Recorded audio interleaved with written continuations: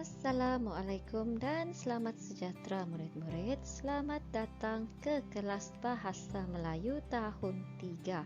Tajuk kita pada hari ini ialah kawal penggunaan elektrik dan aktiviti kita adalah membina ayat tunggal dan ayat majmuk. Sedikit ulang kaji ringkas mengenai ayat tunggal dan ayat majmuk. Ayat tunggal ialah ayat yang mengandungi satu subjek dan satu predikat, manakala ayat majmuk pula adalah ayat yang terdiri daripada dua atau beberapa ayat tunggal dan dihubungkan dengan kata hubung. Contoh kata hubung ialah dan atau bahawa jika, tetapi yang untuk kerana, kecuali, lalu, serta dan sambil. Mari kita baca bersama-sama penerangan mengenai langkah penjimatan tenaga elektrik. Kemudian, berdasarkan penerangan ini, kamu diminta menyediakan atau menulis penerangan yang mengandungi 3 ayat tunggal dan juga 3 ayat majmuk.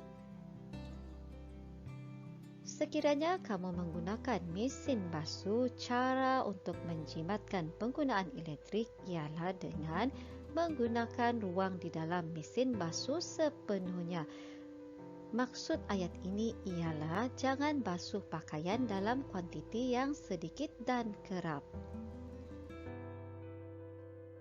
Untuk penyaman udara pula, cara penjimatannya ialah dengan kerap mencuci penapis penyaman udara. Tutup tikap dan pintu semasa menggunakan penyaman udara. Gunakanlah mentol lampu yang cekap tenaga. Ini adalah cara penjimatan dalam menggunakan mentol. Gunakan setrika, gosok baju dalam kuantiti pukal. Untuk peralatan peti sejuk pula, kamu perlu menjarakkan peti sejuk dengan dinding sejauh 10 cm. Hal ini untuk membolehkan peredaran udara yang lebih cekap dan berkesan. Jangan dedahkan peti sejuk secara langsung kepada sinaran matahari. Dan jangan kerap membuka dan menutup peti sejuk. Sekiranya tidak digunakan, tutuplah peralatan komputer. Baiklah murid-murid, berdasarkan maklumat ini, mari kita cuba tulis atau bina penerangan yang mengandungi sekurang-kurangnya 3 ayat tunggal dan juga 3 ayat majmuk. Mari kita sama-sama lihat contoh ataupun cadangan jawapan yang telah cikgu sediakan untuk rujukan murid-murid. Semasa menggunakan mesin basuh, gunakan ruang di dalam mesin basuh sepenuhnya. Ayat ini adalah ayat tunggal.